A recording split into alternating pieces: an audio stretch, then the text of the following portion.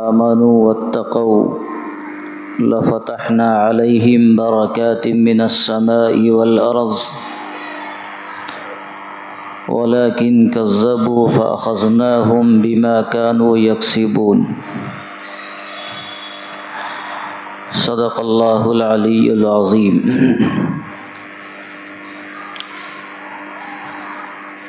اللہ رب العزت نے ایمان والوں کو ایمان اور اس کے عمل صالح کی بنیاد پر، نیک اعمال کی بنیاد پر جو نعمتیں عطا فرمائی ہے، ان نعمتوں میں ایک عظیم نعمت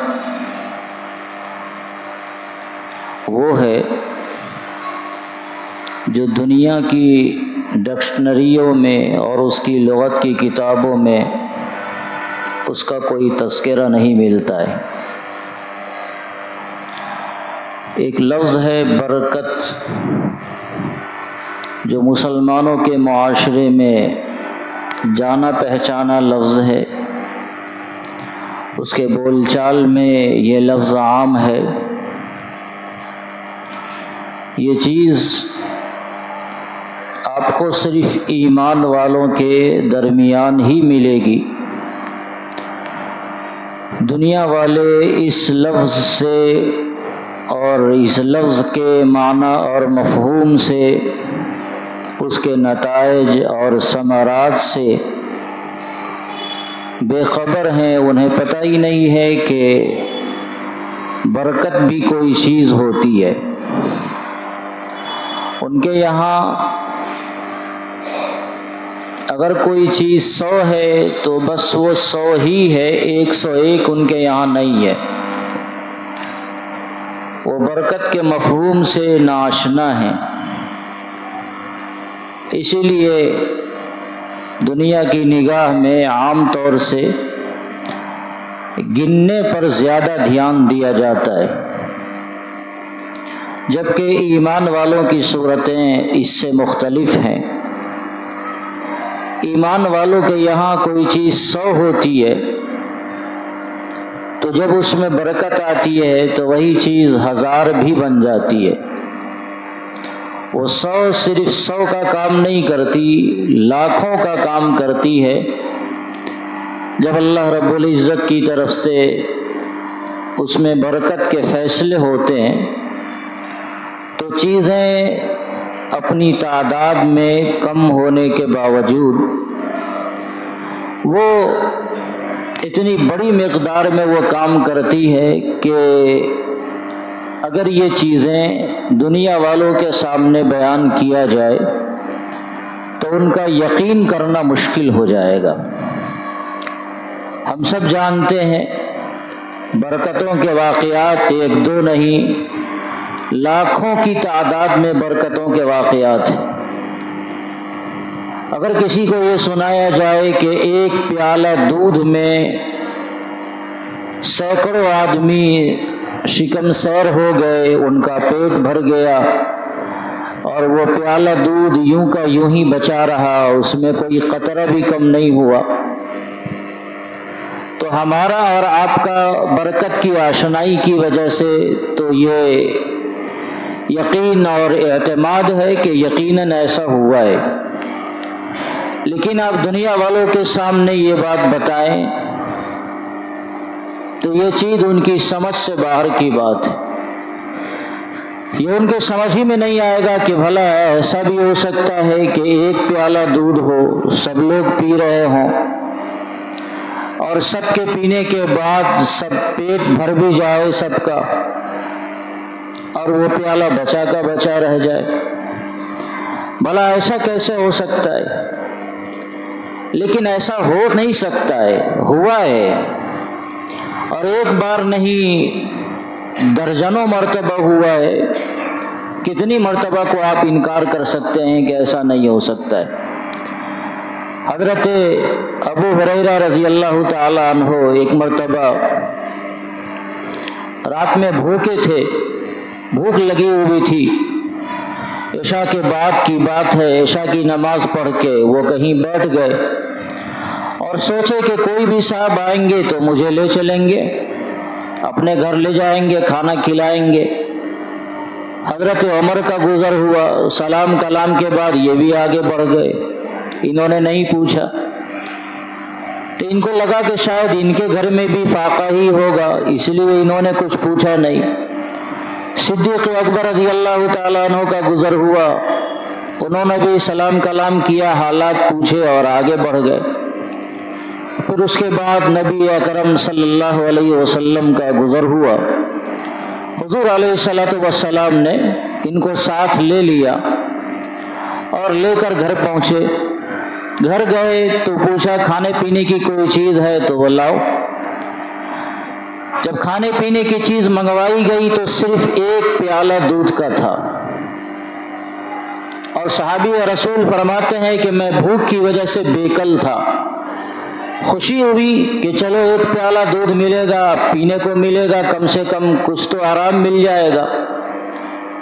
لیکن حضور علیہ الصلوۃ والسلام نے فرمایا کہ جاؤ، اصحاب صفہ جو طلبہ حضور علیہ الصلوۃ والسلام کی مجلس مبارک میں ہمیشہ بیٹھے رہتے تھے اور جن کا وہی اوڑھنا بچھونا تھا، وہیں کھانا پینے کا انتظام ہوتا تھا، ان کو بولا کہ لے آؤ۔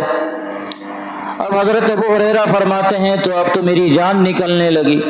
ظاہر ہے جب سب کو بولا کہ میں لاؤں گا تو مجھے ہی کہا جائے گا سب کو کھلاؤ بھی، سب کو بانٹ کر دو، تو ایک پیالہ میں دوسروں کے لیے کیا بچے گا اور میرے لیے کیا بچے گا۔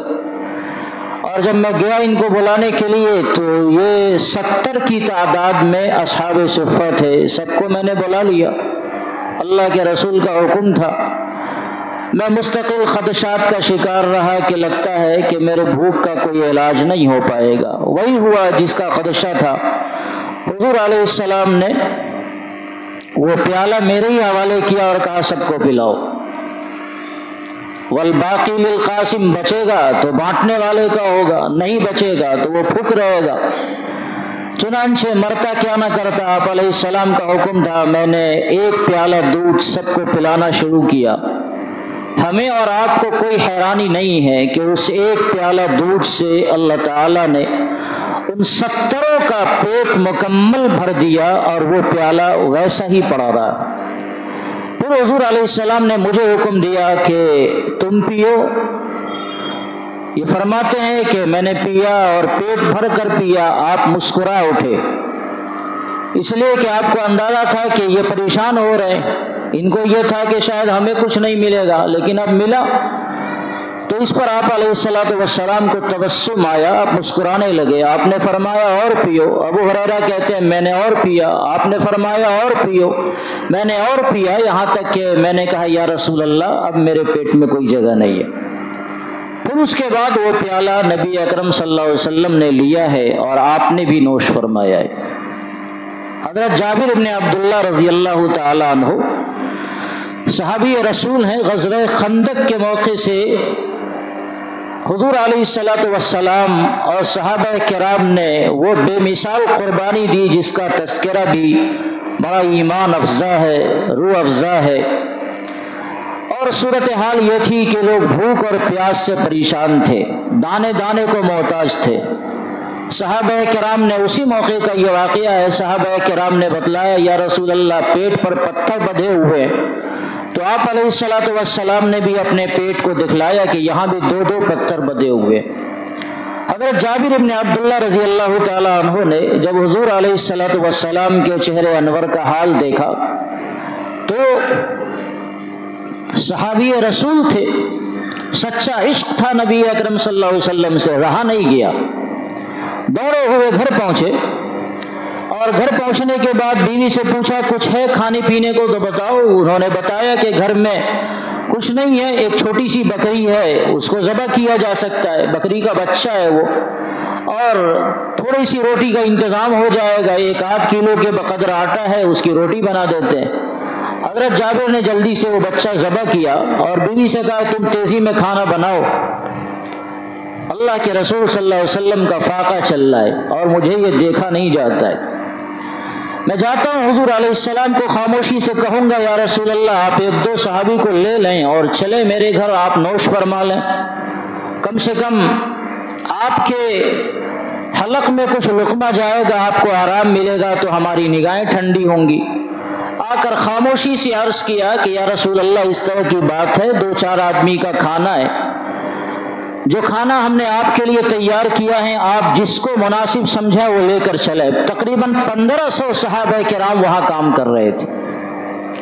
اللہ کے رسول صلی اللہ علیہ وسلم نے صحابہ کرام میں عام اعلان فرما دیا کہ چلو جابر کے یہاں دعوت ہے، سب لوگ چلیں، آپ نے کسی کو نہیں چھوڑا۔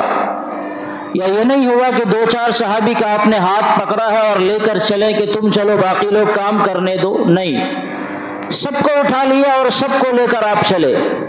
اب حضرت جابر تو پریشان کہ یہ کیا ہو گیا، وہ کھانا 10 آدمی کے لیے بھی کافی نہیں ہے اور یہاں سینکڑوں کی تعداد میں لوگ جا رہے ہیں۔ دوڑے ہوئے پریشان ہو کر گھر پہنچے، آگے بڑھے انتظام کرنے کے لیے اور بیوی سے کہا کہ صورتحال تو یہ ہو گئی ہے، حضور علیہ السلام تو سب کو لے کر آ رہے ہیں، تو وہ بھی تو صحابیہ تھی۔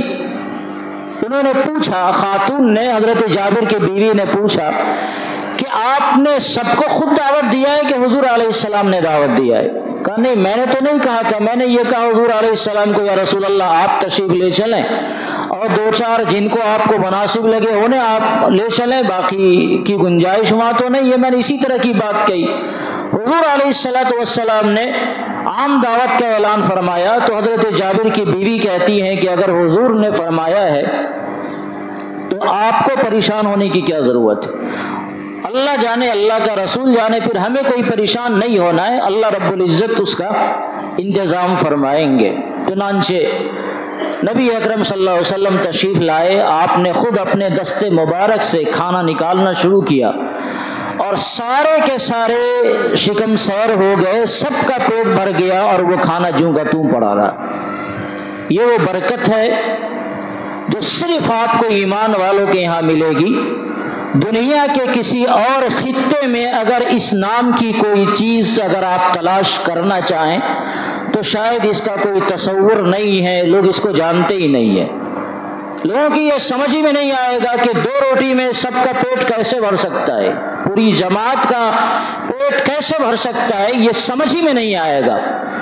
لیکن اللہ رب العزت نے اسلام کی برکت سے یہ ایک وہ عظیم نعمت ایمان والے کو عطا فرمائی ہے کہ یہ عظیم نعمتیں آپ کو یہ نہیں کہ صرف 1-2 جو واقعات میں نے مثال دیے، زندگی کے بے شمار چیزوں میں آپ کو برکت کے نظارے اللہ رب العزت کی طرف سے آپ کو ملیں گے۔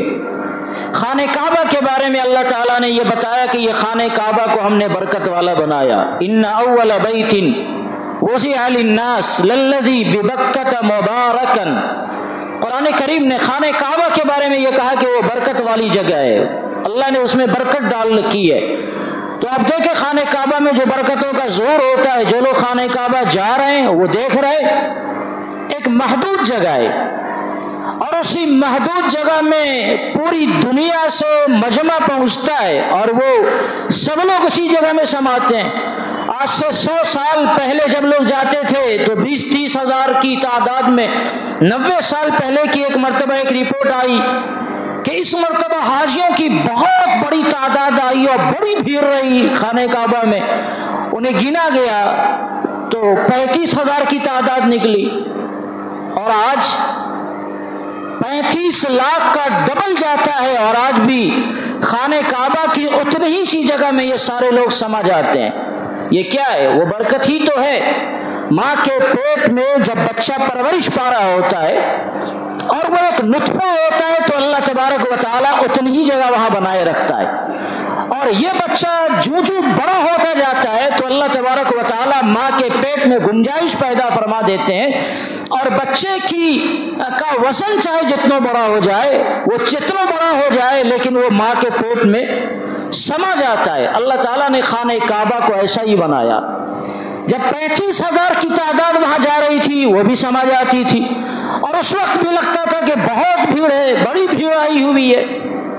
لیکن جب آج 40 لاکھ 50 لاکھ 70 لاکھ کا مجمع وہاں پہنچتا ہے تو بھی سب کا سب سما جاتا ہے، اور خدا ہی جانے 20 سال کے بعد کروڑ کی تعداد میں یہ ہو جائے گا، لیکن یہ بھی وہاں سما جائیں گے۔ ان اول بیت وضع للناس للذی ببکۃ مبارکا، یہی وہ برکت کی جگہ ہے جہاں 30,000 کے مجمع سے پوری جگہ فل ہو جاتی ہے، وہاں 30 لاکھ کا مجمع بھی پہنچ جاتا ہے تو وہ سما جاتا ہے۔ یہ برکت ہی ہے۔ اللہ رب العزت نے جو حلال جانور ہے جن کو ہمارے اور آپ کے لیے اللہ تعالیٰ نے حلال فرمایا، اس میں اگر آپ غور کریں وہاں برکت کے عجیب نظارے آپ کو ملیں گے۔ یہ بکریاں، یہ بڑے جانور گائے اور جو دوسری جانور ہیں جو اللہ تعالیٰ نے ایمان والوں کے لیے بطور خاص حلال کر رکھی ہے، اس کا کھانا حلال ہے۔ گائے کتنا بچہ جنتی ہے ایک بار میں، بس ایک، اور آپ دیکھیں اس کی برکت کی صورتحال کیا ہے۔ بکریاں کتنا بچہ وہ جنتی ہیں، 2 3 4 بہت ہو گئے، اور روزانہ کی تعداد میں پوری دنیا کے ہر علاقے میں لاکھوں نہیں کروڑوں کی تعداد میں بکریاں ذبح کی جا رہی ہے اور کھائی جا رہی ہے، اور کم ہونے کا نام نہیں لیتی۔ جہاں آپ جائیں بکریوں کا ریور ملے گا۔ اس کے مقابل میں جو حرام جانور ہے خنزیر، آپ دیکھیں کہ سینکڑوں دسیوں کی تعداد میں اس کے بچے ہوتے ہیں۔ کتا 8-10 کی تعداد میں وہ جنتا ہے اور اسے کھایا نہیں جاتا، مگر کہیں اس کا کوئی ریوڑ آپ کو نہیں ملے گا۔ کیا ہوا؟ کہاں گیا وہ؟ جو جانور ایک بچہ جنتا ہے اور روزانہ کی تعداد میں اس کے سینکڑوں نہیں لاکھوں کی تعداد میں پورے ملک میں اس کو ذبح کر کے لوگ استعمال کر رہے ہیں اور کھا رہے ہیں، پھر بھی آپ کو اس کا ریور جہاں چاہیں جہاں جائیں آپ کو مل جائے گا۔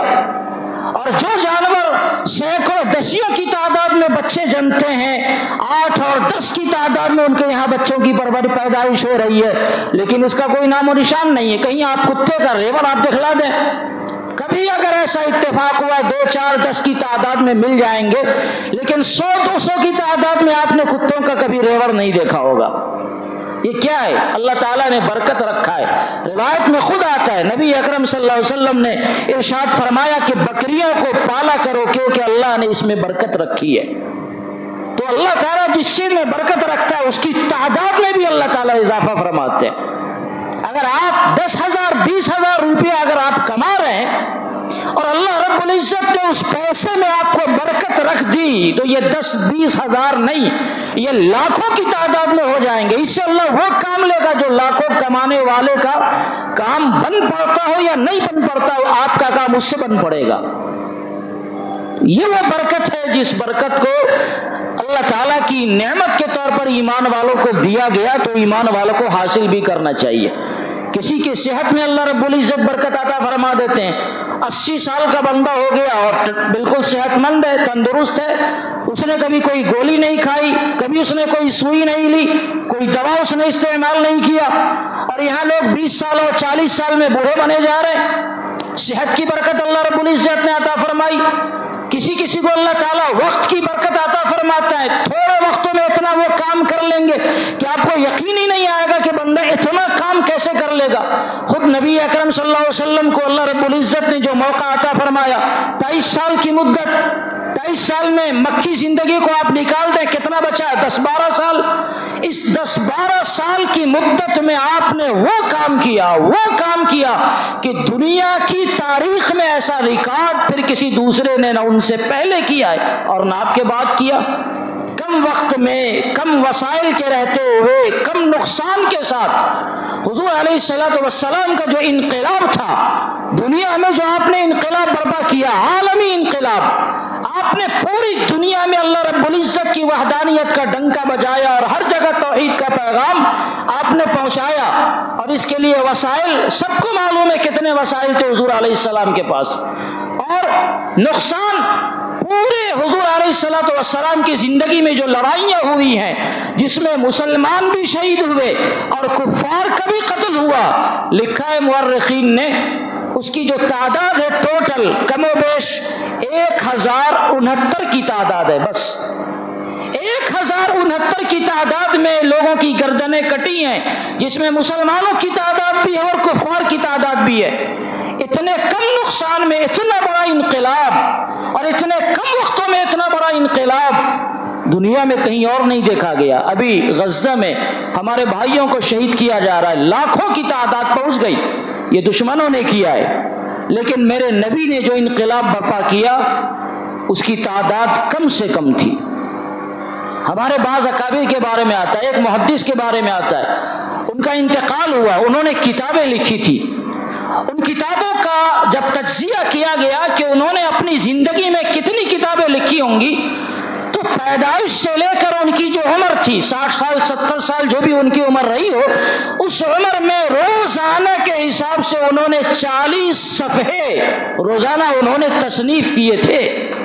جو لوگ لکھنے پڑھنے والے وہ سمجھتے ہیں کہ 40 صفحہ لکھنا ایک دن میں کس دل گردے کا کام ہے۔ 40 صفحہ تو ہم لوگ روزانہ کی بنیاد پر اب پڑھ نہیں پاتے، اور 40 صفحہ لکھنا، 40 صفحہ لکھنے کے لیے آدمی کو کم سے کم روزانہ کم سے کم 400 صفحے پڑھنے پڑیں گے، تب جا کے آدمی 40 صفحہ لکھ پائے گا۔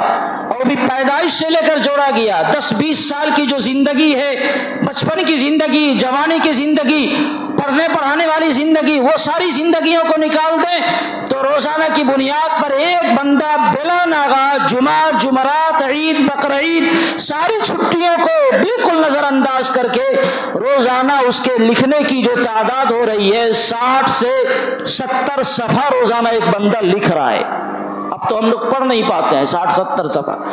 حکیم الامت حضرت تھانوی رحمۃ اللہ علیہ کے بارے میں ہمارے اکابرین بتاتے ہیں، اللہ نے وقت میں بے پناہ برکت دی تھی، 2800 چھوٹی بڑی کتابیں انہوں نے لکھی ہے اسی زندگی میں، جو زندگی ہم اور آپ کو ملی ہوئی ہے، جس میں ہم لوگ کچھ نہیں کر پاتے، اسی زندگی میں چھوٹی بڑی کتابیں انہوں نے تقریباً 2800 لکھی ہے۔ جہاں مختصر رسالے ہیں وہاں ضخیم جلدوں کی کتابیں بھی ہیں۔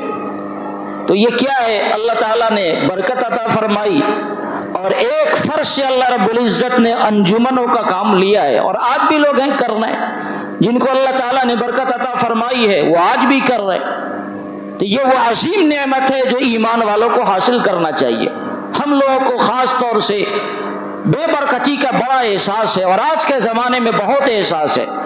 آج کل ہم لوگ بھی دنیا والوں کی طرح گننے والے بنے ہیں، بس گننا ہے، ہماری تنخواہ اتنی ہے، اتنی ہو جائے، یہ نہیں کہ اتنی ہی تنخواہ میں اللہ رب العزت اتنی برکت عطا فرما دے، نہیں، چونکہ دنیا کا مزاج، میں نے کہا کہ دنیا برکت سے آشنا نہیں ہے، تو ہم لوگ بھی برکت سے ناآشنا ہوتے چلے جا رہے ہیں، اور پتہ نہیں کہ برکت کا مفہوم کیا ہے۔ اس لیے میرے بزرگوں، برکت کو حاصل کرنے کی جو شکلیں ہو سکتی ہیں اس کو اپنانا چاہیے۔ اللہ نے، اللہ کے رسول صلی اللہ علیہ وسلم نے برکتوں کے لیے جو طریقے بتائے، ان طریقوں میں اپنی زندگیوں میں لانا چاہیے۔ سب سے پہلے تو اپنی نیت ہمیں ٹھیک کرنی ہے، نیت ٹھیک کریں گے برکتیں ہوں گی۔ ہماری کمائی ہے، نیت ٹھیک کریں اس کمائی کو کیا کرنا ہے، اس کا ایک حصہ اللہ رب العزت کی راہ میں صدقہ کرنا طے کر لیں۔ زکوٰۃ ہے 2.5%، ہم روزانہ طے کر لیں، اگر ہم مہینے میں 10,000 روپیہ ہی کماتے ہیں تو اس کا 2.5% یعنی 250 روپیہ اللہ کے راستے میں قربان کریں گے۔ تو اگر ہم یہ طے کر لیں کہ اللہ کے راستے میں کچھ صدقہ کرنا ہے، نیتوں کا بڑا اثر پڑتا ہے۔ مولانا روم نے ایک بڑی عجیب بات لکھی، ایک بادشاہ کے بارے میں لکھا کہ وہ سفر کر رہا تھا اور جاتے ہوئے کسی جنگل کے علاقے میں گزرا، پیاس لگی، ایک کوئی کٹیا نظر آیا، تو وہاں وہ گئے بادشاہ، اور انہوں نے گھر والوں سے کہا کہ بھائی مجھے بھوک اور پیاس لگی ہے، کچھ کھلاؤ پلاؤ۔ وہیں انار کا درخت رکھا ہوا تھا، ماں نے بیٹی سے کہا کہ بیٹی انار کا ایک انار توڑ کر لاؤ اور اس کا شیرہ بنا کے دو، بادشاہ کو پلاؤ۔ انار توڑ کے لایا گیا، اسے ٹکڑا کیا گیا، اس کا رس نچوڑا گیا، ایک انار میں پورا گلاس بھر گیا، بادشاہ کے حوالے کیا گیا۔ لوگوں کو پتہ نہیں یہ بادشاہ ہے، اس کے حوالے کیا گیا، اس نے پیا۔ ایک تو یہ دیکھا کہ ایک انار میں پورا گلاس بھر رہا ہے، عام طور سے ایسا نہیں ہوتا ہے۔ دوسرے پیا تو اس کی لذت بڑی عمدہ تھی، تو بادشاہ کی نیت خراب ہو گئی۔ بادشاہ نے کہا میں بادشاہ ہوں اور انار کا اتنا عمدہ درخت یہ ایک دیہاتی کے پاس ہے، یہ میرے پاس رہنا چاہیے، کسی بھی طرح اس کو حاصل کرنا ہے، چاہے دام دے کر ہو یا بغیر دام دیے ہوئے ہو۔ ہم لوگوں کے پاس جب اللہ تعالیٰ پیسہ دیتے ہیں نہیں تو نہیں کہتے یہ فلاں کی زمین بڑی عمدہ ہے، یہ حاصل کر لو۔ بھلے وہ بیچارہ غریب آدمی اجڑ جائے۔ بادشاہ نے سوچا یہ درخت ہمیں ملنا چاہیے، ہم کو لینا چاہیے۔ چنانچہ بادشاہ نے پھر خواہش کا اظہار کیا کہ بھائی ایک گلاس اور پلاؤ۔ دوسری مرتبہ گلاس کو لانے گئے تو ایک انار توڑا تو اس سے گلاس کا صرف 1/3 بھرا، دوسرا توڑا دوسرا تہائی بھرا، تیسرا توڑا 3 انار میں وہ گلاس بھرا ہے۔ جو گلاس پہلے 1 انار میں بھر گیا تھا وہ 3 انار میں بھرا۔ بادشاہ سارا ماجرا دیکھ رہا ہے۔ بادشاہ نے پوچھا کہ دوسرے درخت سے تم انار لائے تھے یا اسی درخت سے؟ کہا اسی درخت سے۔ بادشاہ نے پیا، اس کا مزہ بھی ذرا کڑوا تھا۔ مولانا روم نے یہ واقعہ لکھا۔ بادشاہ نے پوچھا کیا بات ہے، بات سمجھ میں نہیں آئی۔ اسی درخت کے انار میں پہلے 1 دانے سے پورا گلاس بھر گیا، اس کا مزہ شیریں تھا، اور یہاں دوسری صورتحال یہ ہو گئی کہ 3 انار کے دانے لانے پڑے اور پھر اس کا مزہ بھی ویسا نہیں ہے۔ تو کیا بات ہے، آپ کچھ بتا سکتے ہیں؟ وہ بڑھیا تھی، دیہات کی رہنے والی تھی، لیکن اللہ تعالیٰ نے اس کو شعور عطا کیا تھا۔ اس نے کہا کہ لگتا ہے کہ ہمارے بادشاہ کی نیت خراب ہو گئی ہے۔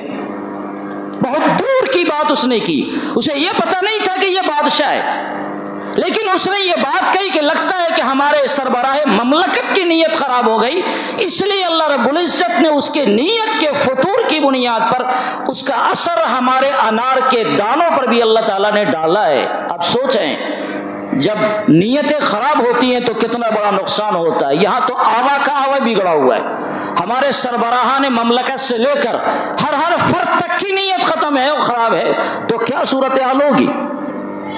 تو ایک تو اپنی نیتوں کی اصلاح کی ضرورت ہے، دوسرے اپنی زندگیوں میں تقویٰ پیدا کرنے کی ضرورت ہے، گناہوں سے اپنے آپ کو بچانے کی ضرورت ہے۔ قرآن کریم کی جو میں نے آیت تلاوت کی بطور خاص، اس آیت میں اللہ رب العزت نے یہی فرمایا وَلَوْ أَنَّ أَهْلَ الْقُرَىٰ آمَنُوا وَاتَّقَوْا لَفَتَحْنَا عَلَيْهِمْ بَرَكَاتٍ مِّنَ السَّمَاءِ وَالْأَرْضِ۔ اگر لوگ گاؤں والے، بستیوں والے ایمان لے آتے اور تقویٰ کی زندگی اختیار کرتے تو زمین اور آسمان سے برکتوں کے خزانوں کو ہم کھول دیتے۔ قرآن کریم یہ بتا رہا ہے، یہ کوئی اور اہل غیرے کی بات نہیں ہے، یہ قرآن نے بتایا کہ اگر آپ ایمان کے ساتھ تقویٰ کی زندگی، اللہ کی نافرمانیوں سے بچنے والی زندگی اگر آپ اختیار کریں گے تو اللہ تعالیٰ زمین اور آسمان کے دروازوں کو آپ کے لیے کھول دے گا۔ اور ایک اور چیز ہے جس سے انسان کو برکت بہت ملتی ہے، نبی اکرم صلی اللہ علیہ وسلم نے ارشاد فرمایا البرکۃ مع اکابرکم، تمہارے بڑوں کے پاس برکت ہے، اپنے بڑوں کے پاس سے برکت حاصل کیا کرو۔ ہمارے بڑے، ہمارے علماء یہ ہمارے بڑے ہیں، ہمارے بڑے اولیاء اللہ یہ ہمارے بڑے ہیں، ہمارے بڑے ہمارے ماں باپ یہ ہمارے بڑے ہیں۔ اگر آپ کو دنیاوی طور پر برکت حاصل کرنا ہے، ماں باپ کی خدمت میں لگیے، ماں باپ کے اوپر خرچ کیجیے۔ حضرت تھانوی نے لکھا کہ ایک مرتبہ ایک ماں باپ کے بارے میں مال کی اور خدمت کی تقسیم کا واقعہ پیش آیا، کون ماں باپ کو لے؟ تو ایک بھائی نے کہا کہ میں ماں باپ کو لیتا ہوں، ساری جائیداد تم لوگ لے لو، مجھے کچھ نہیں چاہیے۔ ہم ماں باپ کی خدمت کریں گے، ان کو کھلائیں گے پلائیں گے، جیسے جو ہوگا کریں گے۔ بلکہ یہ بیچارہ ماں باپ کی خدمت کرتا رہا اور ماں اس کی خدمت سے خوش ہو کر ہمیشہ دعا دیتی رہی، اللہ تعالیٰ تمہارے رزق میں برکت دے، اللہ تعالیٰ تمہارے رزق میں برکت دے، اللہ تعالیٰ تمہارے رزق میں برکت دے۔ ماں کی دعا بڑی عجیب ہوتی ہے، عجیب عجیب واقعات دنیا میں ماں کی دعاؤں پر نظر آئے۔ برکت یہ بندہ جیتا رہا، ماں باپ کی خدمت کرتا رہا، دونوں کا انتقال ہو گیا۔ انتقال ہونے کے بعد ایک مرتبہ اس نے خواب دیکھا، کوئی بتانے والا اس کو بتا رہا ہے کہ تم فلاں علاقے میں جاؤ، ایک پتھر ہے، اس پتھر کے نیچے 100 دینار سونے کے 100 سکے رکھے ہوئے، اس کو اٹھا کے لے آؤ۔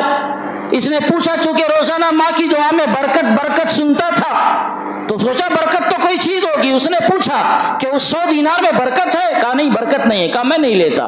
نیند ٹوٹی، بیوی سے اس نے واقعہ بیان کیا، گھر میں تنگی پیش آ گئی تھی۔ بیوی نے کہا جاؤ لے آؤ، 100 دینار بھی کوئی کم تھوڑے ہوتے ہیں۔ کہا نہیں برکت نہیں ہے، میں بغیر برکت والا نہیں لیتا۔ دوسرے دن خواب دیکھا، بتانے والے نے بتایا وہاں 10 دینار رکھے ہوئے، وہ لے آؤ۔ پھر اس نے پوچھا برکت ہوگی؟ کہا نہیں برکت نہیں ملے گی۔ پھر کہا میں نہیں لیتا۔ بیوی سے پھر تذکرہ کیا، 100 سے 10 پر آ گئے، کچھ تو لے آؤ، گھر میں کچھ فائدہ مل جائے۔ کہا نہیں لیتا، برکت نہیں ہے، میں نہیں لیتا۔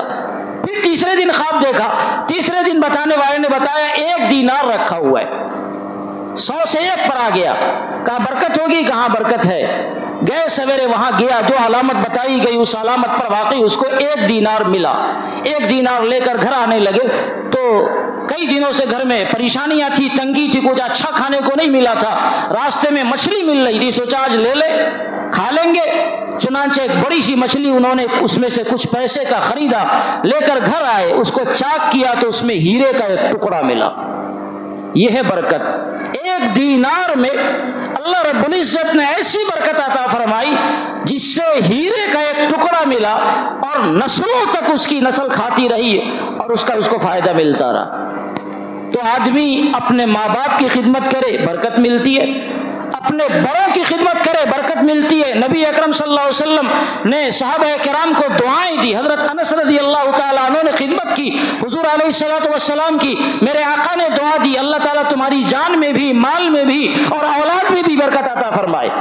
آپ کو اندازہ نہیں ہوگا کتنے بڑے مالدار ہوئے، بڑوں کی دعا لینے سے۔ سیدنا انس رضی اللہ تعالیٰ عنہ کی عمر 100 سال کروس کی، تب جا کر ان کا انتقال ہوا۔ عمر میں برکت، اولاد میں برکت اتنی تھی کہ انہوں نے اپنی زندگی میں 140 پوتے پوتیاں نواسے نواسیاں سب ملا کر انہوں نے دیکھا کہ 140 سے زیادہ ہے، نام یاد نہیں رہتا تھا کہ کون کون ہے۔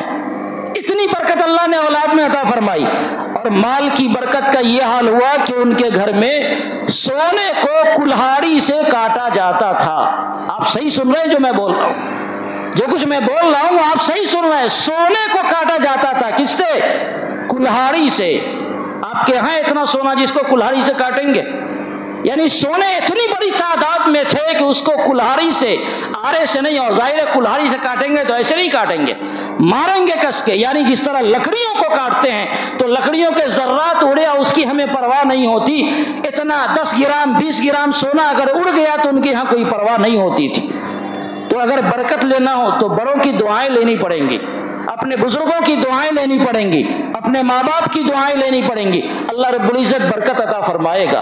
اور جب برکت ملیں گی تو ہم سب کو جو بہت ساری شکایتیں ہوتی ہے، آمدنی ہے، خرچ بہت زیادہ ہے، آمدنی کم ہے، اور ہم سب جو رونا روتے ہیں، انشاءاللہ اللہ تعالیٰ اس کو ختم فرمائیں گے، کریں گے نہیں انشاءاللہ۔